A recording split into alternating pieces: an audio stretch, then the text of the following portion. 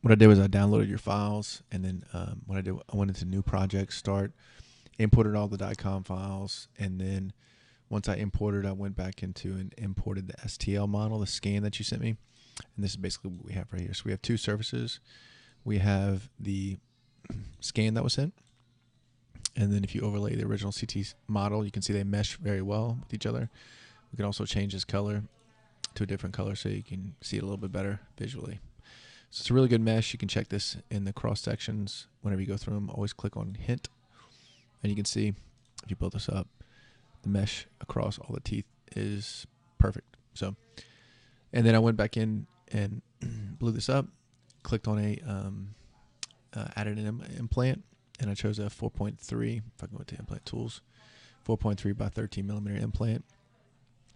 So if you look at this and rotate this around, I try to go 3 millimeters apical to the adjacent CEJ, which will be here, and I put it as lingual as possible, but also trying to get the access of the tooth from the lingual. You don't want to have restorability. You don't want to have it looking like this coming out the facial aspect. It's gonna be just much more difficult to restore. So I'm trying to get as much lingual bone as possible, still get a good trajectory restoratively. This looks as best as possible.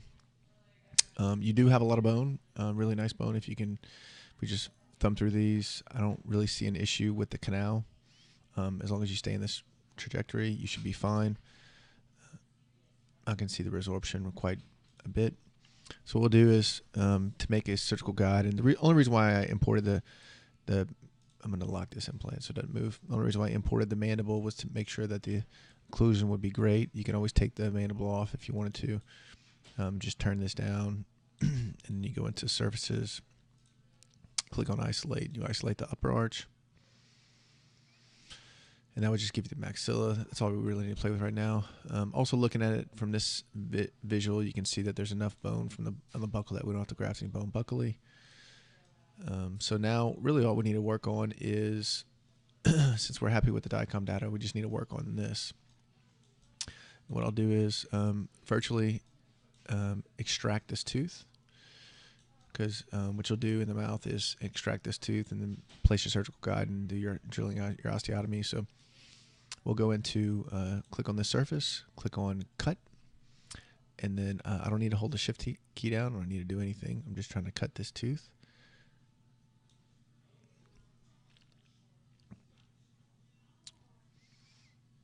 All right, so it's going to tell us the mesh is going to be inaccurate. Oops, let's go back on that. Cancel.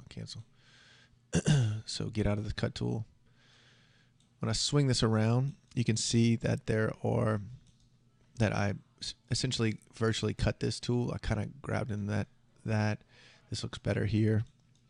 What we're going to do is we're going to go backwards, if it'll let me.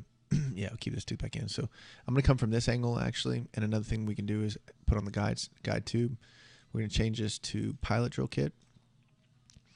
You can see I'm a little close to the lateral, so I'll probably just push a little bit more to the facial.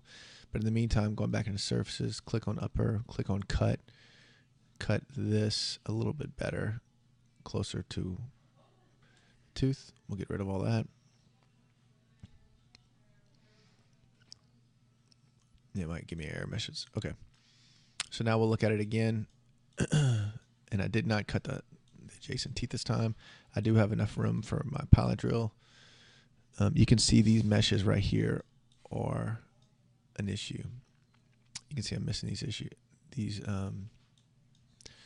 right here. So what I'll do is I'll go in, and I need to change this and push this a little bit further away from the lateral tooth. So going into implants, unlocking it. This looks a little bit better. Oh. Man, I can even turn it like this.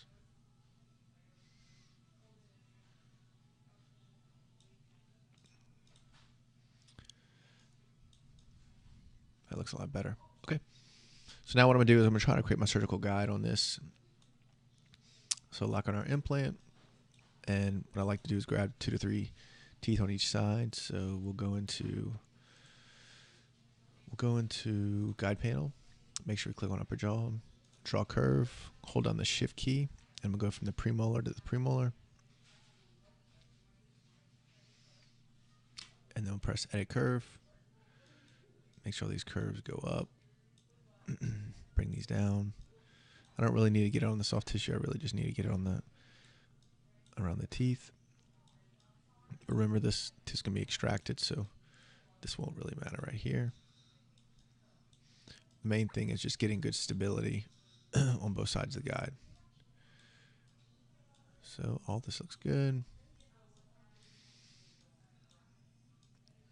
Now we're going to press on create guide, create surgical guide. It's going to take a while for it to think. So here's what you have. Here's a surgical guide. That's basically what it looks like.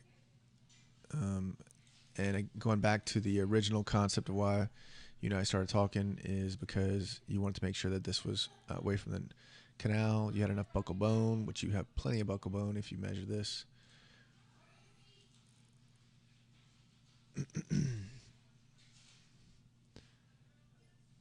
Yeah, 4.6 is plenty. This is the real issue right here. So that's pretty much it. I'm just going to save this to my desktop and send this back to you. But great case for an immediate implant, immediate load.